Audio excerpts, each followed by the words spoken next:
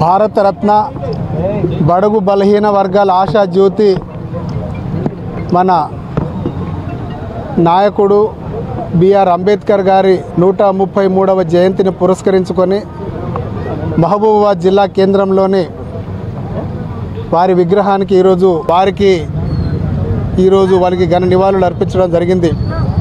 అదేవిధంగా వారు చేసినటువంటి కృషి ఎనలేనిది. ఎందుకంటే వారు చిన్నప్పటి నుంచి అనేక కష్టాలు పడి బడుగు బలహీన వర్గాలు పడుతున్నటువంటి కష్టాలను చూసి వారు చదివే ఏకైక లక్ష్యం అని చెప్పేసి చిన్నప్పటి నుంచే మైసూర్ రాజు గారు వారిని హక్కున చేర్చుకొని వారికి స్కాలర్షిప్ ఇచ్చి బ్రిటన్ పంపించి పై చదువులు చదువుకున్నటకు బ్యారిస్టర్ చదువును కంప్లీట్ చేసుకొని మళ్ళీ తిరిగి మన దేశానికి రావడం జరిగింది.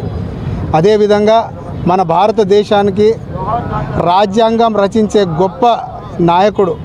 ఎందుకంటే ఆయన అపర మేధావి కాబట్టి మన జాతిపిత మహాత్మా గాంధీ గారు వారిని పిలిచి, అలాగే చాచా నెహ్రూ గారు వారిని పిలిచి మన డ్రాఫ్టింగ్ కమిటీ రాజ్యాంగ ముసాయిదాన్ని తయారు చేసే విధంగా వారికి డ్రాఫ్టింగ్ కమిటీ చైర్మన్ ఇచ్చి ఆ రోజు భారత రాజ్యాంగాన్ని రచించడానికి పునాదులు వేసింది మన బిఆర్ అంబేద్కర్ గారు. బాబా అంబేద్కర్ సాహెబ్ రాజ్యాంగానికి ఒక చరిత్ర సృష్టించిన వ్యక్తి. అలాగనే ఆ రోజుల్లో కూడా దాదాపుగా రిజర్వేషను బ్రిటిష్ ప్రభుత్వంలో ఆయన మంత్రిగా తీసుకున్నారు.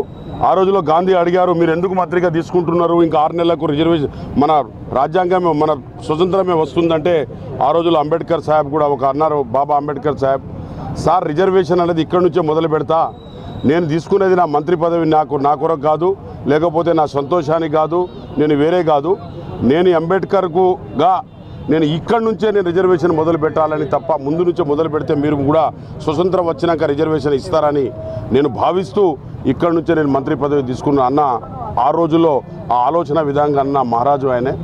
ఇవాళ చిన్న రాష్ట్రాలు కానివ్వండి, ఇవన్నీ కూడా ఆ రోజుల్లో ఆయన దాదాపుగా ఆ రోజుల్లో స్వతంత్రం వచ్చినాక రాకముందే ఆయన అవన్నీ కూడా ఆయన రాశారు. అందరం కూడా ఒక యూనిటీగా ఉండి సాధించవలసిన అవసరం ఉన్నది. ఈ భారతదేశానికి కాపాడుకోవాల్సిన అవసరం ఎంతైనా ఉందని చెప్పక తప్పదు.